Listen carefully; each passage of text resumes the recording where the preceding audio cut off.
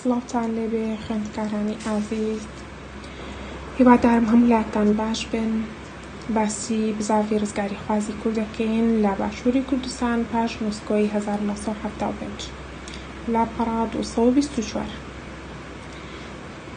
دوای شۆڕشی ئەیلۆل حکومەتی بەعەس ئەکەوێتە گیانی نیشتیمان پەروەران و جێبەجێکردنی سیاسەتێکی ڕەگەزپەرستانە کە دەتوانین لەم خاڵانەدا ڕوونی بکەینەوە. گرنگترینیان دەستنیشان بکەین.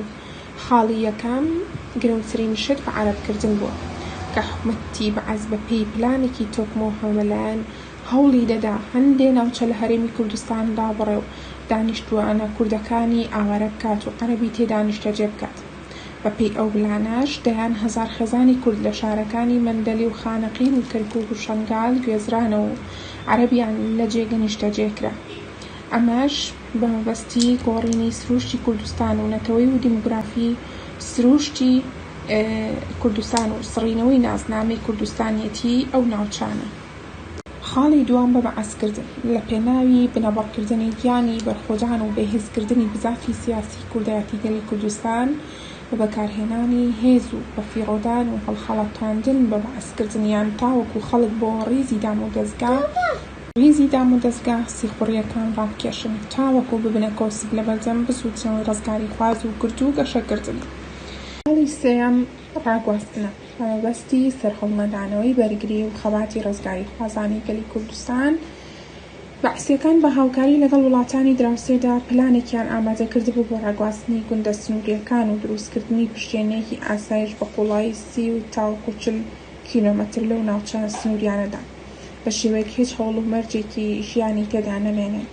هەر بۆیە لەو گوندە سنووریانەدا کە دانیشتوانەکانی ڕادەگوێزران جگە لە خان و بەرە سەرچاوەکانی ئاو و ڕز و باخ و هەنێکی تری تێک دەدران و کاولکران. ئۆردوگای زۆرەملێ دانیشتوانی گوندە ڕاگوێزراوەکان لە ئۆردوگای زۆرەملێدا کۆ دەکرانەوە تا لەژێر کۆنتڕۆڵی بەعەس و دام و دەستگاکانی دا ببنە چاودێری هەموو جموجۆڵێکی دانیشتوان بکرێ نەما چالاکی دژ بە بەعەس بکەن.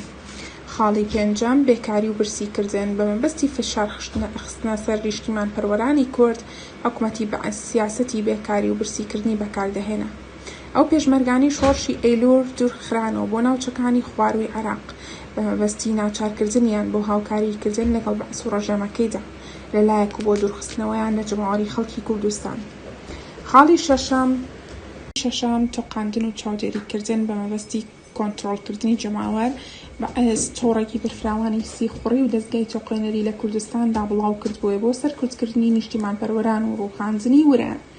لە ئەنجامی ئەم سیاسەتە ڕەگەزپەرستانەی نزیکی 4000 گوند و شارۆچکە لە کوردستان و ئێران کوران و دانیشتوانەکانی لە ئۆردوگا و زۆرەملێکاندا کۆکرانەوە.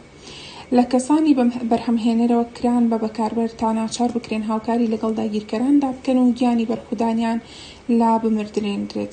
بە هەزاران نیشتیمان پەروەر لە زیندانەکان دابەندکران و بە سەدانیان لە سێدارەدران.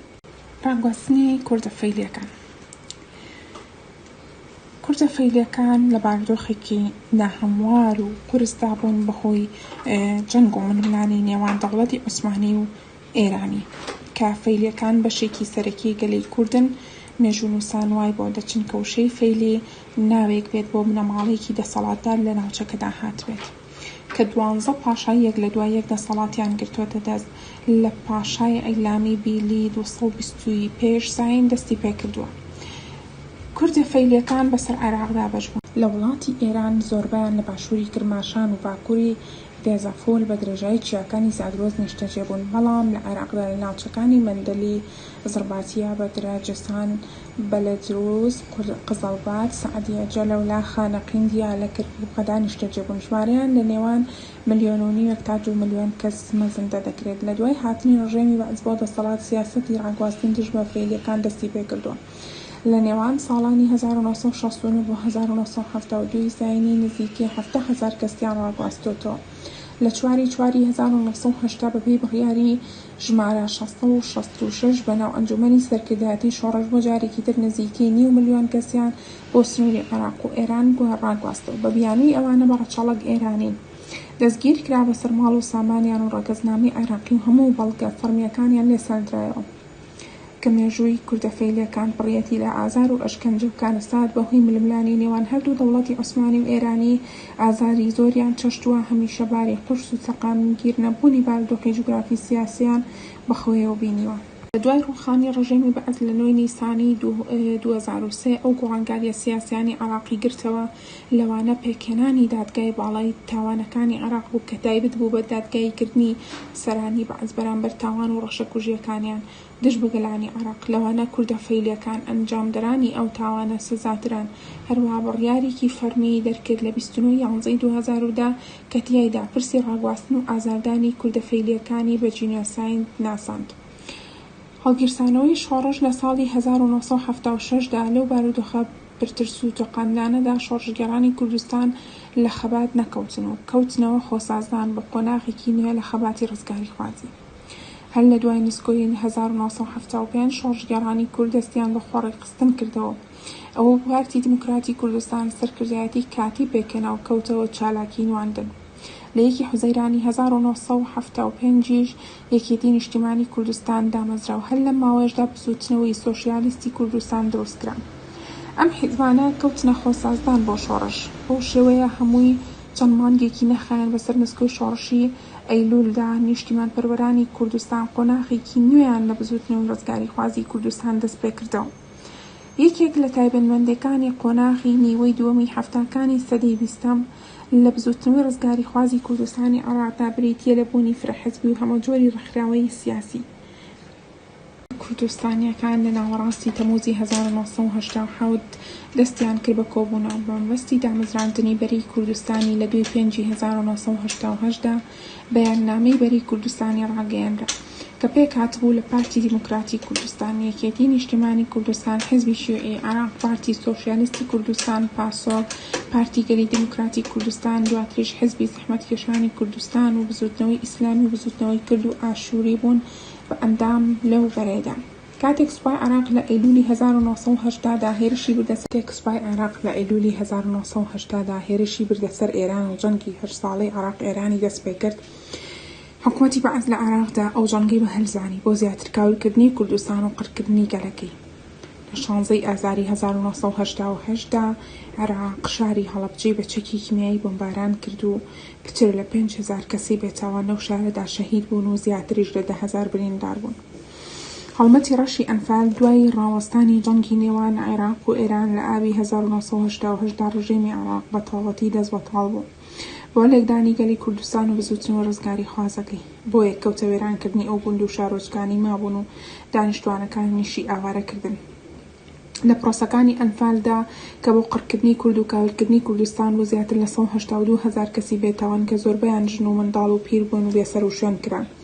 ئەو سیاسەتە درەندانەی بەعەز گیانی خەبات و بەرگری لای کوردستان و هێزە سیاسەکان نەمرەند و بەڵکو بەردەوام بوون لە خەباتکردندا. ڕێنی ئازاری 1991 لە ئەنجامی سیاسەتی سیستەم و ڕەگەزپەرستانی حکوومەتی مەعسی عێراق دژ بە کورد و هێزە نیشتیمانیەکان هێزە هەڵبەیمانیەکان لە سەرەتای ساڵی 1991دا پەلاماری عێراقیاندا. دوای ئەوەی ئامادە نەبوو پاشەکشە بکات لە کوێت کە سوپای عێراق لە 2 هەشتی 1990دا ئەو وڵاتەی داگیر کردبوو. ئەوە پەلاماردانەی هاوپەیمانان بۆ هۆی تێکشکاندنی سوپای عێراق و تەقینەوەی ڕقوکینی خەڵکی کوردستان. بۆی ڕۆژانی 5/3/1991 دوایی شار و شارۆچکەکانی کوردستان زنجیرەیەک ڕاپەڕینیان بە پاڵپشتی هێزەکانی بەری کوردستان ئەنجامدا و توانیان دام و دەستگاکانی بەعەز بگرن و زۆربەی خاکی کوردستان ئازاد بکەن و پیاوانی ڕژێمی ژیان سزای دەوڵەتی کە لە گەیشتنیان ڕایان کرد. بەڵام حکوومەتی عێراق ڕێزەکانی خۆی ڕاخستەوە و پەلاماری کوردستانیدا و لە ئەنجامی نەبوونی هاوسەنگی هێزەکان لە نێوان جەماوەری ڕاپەڕیوی کوردستان و ڕژێمی بەعەزدا سەدان هەزار خێزانی کورد کە لە کۆڕەوێکی بێوێنەدا و لە کەش هەوایەکی سەرمەوسۆڵە بەبرسێت بوون پەنابەر نەبەر سنوورەکان و چیابڵۆندەکان. ئەم کۆڕەوە سەرنجی ڕای گشتی جیهانی ڕاکێشا دوای ئەوەی هێزەکانی پێشمەرگەی کوردستان توانی هێرشی سوپای عێراق لە بەرەکانی کۆڕێ و ئەزمر ڕابگرن. نەتەوە یەکگرتوەکان بڕیاری 688یان دەرکرد کە سنووری دانا بۆ دەستدرێژیەکانی حکوومەتی عێراق و بۆ سەر خەڵکی بێچاری کوردستان. کشانەوەی دەستگاکانی میری و هەڵبژاردن لە کوردستان. دوای گەڕانەوەی دەسەڵاتی حکوومەتی عێراق بۆ کوردستان بەعسیەکان وازیان نەهێنا لە سیاسەتی توندوتیژیەکەیان. بۆیە بەرەنگاربوونەوەی هێزەکانی پێشمەرگە و ڕاپەڕینی جەماوەری شار و ئەردۆگا و زۆرە ملەکان ڕژێمی عێراقیان ناچار کرد.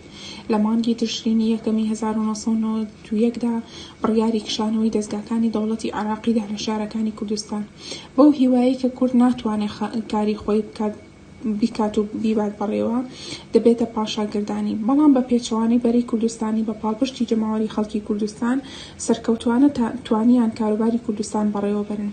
بەرەی کوردستانی بڕیاریدا کە هەڵبژاردنێکی گشتی لە کوردستان ئەنجام بدرێن تا ئەنجومەنی نیشتیمانی کوردستان هەڵبژێرێت و کاروباری هەرێمی کوردستان بەڕێوە بەرێت.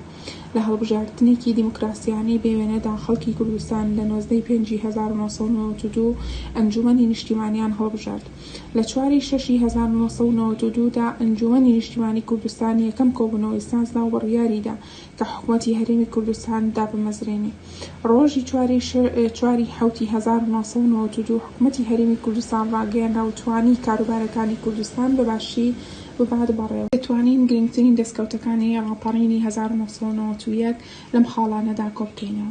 ڕاپەڕین ئەوەی سەلمان کە سیاسەتی توند و تیژی و قڕکردنی دژ بە کورد بێ ئەنجامە و داگیرکرد ناتوانێت گیانی بەرخۆدان لای گەلی کوردستان بمرێنێ. دوام ڕاپەڕین سەرکەوتنێکی سەربازی گەورە بوو بۆ جەماوەری کوردستان و هێزی پێشمەرگە و کوردستانی خاوێن کردەوە لە دەسەڵاتی داگیرکەری بەعس و دەستگا سەرکوتکەرەکانی. خاڵی سێیەم ڕاپەڕین وەرەی خەڵکی کوردستان و هێزەکانی بەرەی کوردستانی بەرزتر کردەوە و وەرەی دوژمنیشی زیاتر ڕووخان. خاڵی چوارەم لە ئەنجامی لێبوردنی گشتی بۆ خۆفرۆشان هاوکارانی بەعز لەلایەن بەرەی کوردستانیەوە یەکڕێزی خەڵکی کوردستان و پارێزرا و پچەوتر بوو. ڕاپەڕین و کۆڕەوە ڕەوایی و دۆزی کوردیان زیاتر بۆ ڕای گشتی جیهان نیشاندا و لە ئەنجامدا بڕیاری 688 دەرکرا بۆ پارێزگاری کەلی کوردستان. ڕاپەڕین بۆ هۆی پاشەکشەی دەستگاکانی ڕژێم و پێکەنانی دەسەڵاتی بەرەی کوردستانی دواتریش هەڵبژاردنی ئەنجومەنی نیشتیمانی کوردستان و نەدایکبوونی حکوومەتی هەرێمی کوردستان و هەروەها خاڵی حوتەم پەرلەمان و حکوومەتی هەرێمی کوردستان بوونە دوو ئەزموونی دیموکراسی لە کوردستان. خوێندکارانی ئازیز، ڕسمی ڕاهێنانەکانتان بۆ دادەنێم و ئێوەش وەڵامەکانی لە کۆمنتا بۆم بنێرنەوە. هیوادارم ڤیدیۆکانم سوودێکی بە ئێوەی ئازیز و خۆشەویست گەیاند بێت.